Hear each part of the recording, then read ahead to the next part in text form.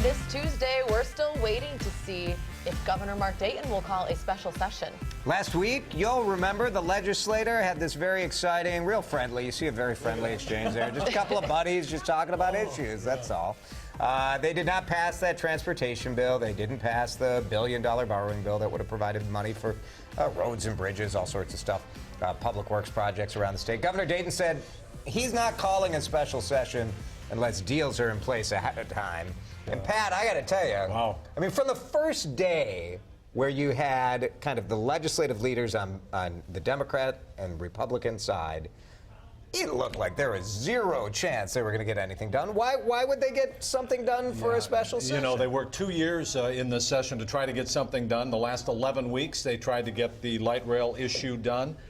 Then they tried to cram it into the last 2 hours, and you saw the video of the Speaker of the House and the Minority Leader. Just, they're going at it, going. I mean, there was heated tempers there. All that was happening. What is the evidence that we can see that they are going to come to some sort of agreement in the next couple of days? Right now, it sure doesn't look like it. So the campaign has begun.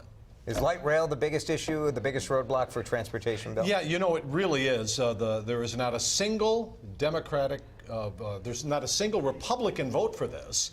And the Democrats say we've got to have this or nothing else. So how do you come together? Yeah, I mean, how do you do it? We will not do this. Stake right now, too, with federal funding. Yeah. And I know that the governor has said maybe Met Council should pick up that Yeah, there's the legislature, some sort of government has to come up with $135 million. If they do that, then the federal government will give $900 million. But the state has to give permission to some other unit of government to be able to do that. But the Republicans believe that this is not the right way to go, that this is a losing proposition, that light rail is subsidized very heavily, and it should not be done. Now, coincidentally, so are roads, of course. Those are well, very roads are subsidized, buses yeah. are subsidized, yeah. but they have something specifically against Southwest Light Rail and light rail transit in general. Democrats want to raise a sales tax in the Twin Cities to keep it going.